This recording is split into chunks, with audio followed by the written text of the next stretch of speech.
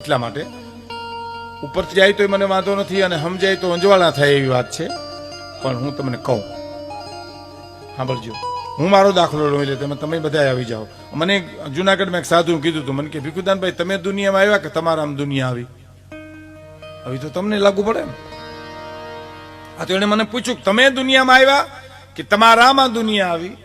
એટલે મેં કીધું બાપુ આપણે દુનિયામાં આવ્યા કહેવાય. તો મને કે ગોઠવાઈ જવું જોઈએ, આપણે કઈ દુનિયા ન કરે, કારણ કે આપણે દુનિયામાં આવ્યા છીએ, આપણામાં દુનિયા નથી આવી સાહેબ.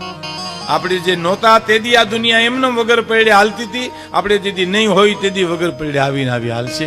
માત્ર આપણે ગોઠવાઈ જવાની જરૂર છે. હવે સાંભળજો, એને આગળ વાત કરીએ. આપણે કહીએ એમ આપણો દીકરો ન કરે તો ભત્રીજો શું કામ કરે? શું કામ કરે? તો પેઢી પડી ગઈ કહેવાય ને. આ તો દીકરો આપણું જ લોહી, એ આપણે કઈ એમ ન કરે તો ભત્રીજો શું કામ કરે? એક વાત. હવે સાંભળજો બીજી વાત. આપણે કહીએ એમ ભત્રીજો ન કરે તો ડ્રાઈવર હાથી કે નોકર શું કામ કરે? આપણું કહ્યું એને હું આપણી યાર પગાર સિવાય કઈ લેવા દેવા ખરી? બરાબર. હવે આપણે એમ કહીએ આપણે કહીએ એમ આપણો ડ્રાઈવર ન કરે, નોકર ન કરે, હાથી ન કરે તો આ બજારમાં ઉભા આપણું કયું શું કામ કરે? એને કાંઈ લેવા દેવા ખરી આપણી યાર? હવે સાંભળજો મહત્વની વાત. આપણે કહીએ એમ આપણું મન ન કરે તો દીકરો શું કામ કરે છે?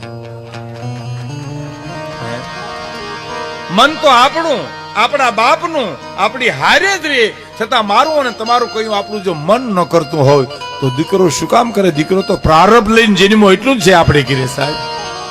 એટલે મન કરવું જોઈએ સાહેબ આપણું.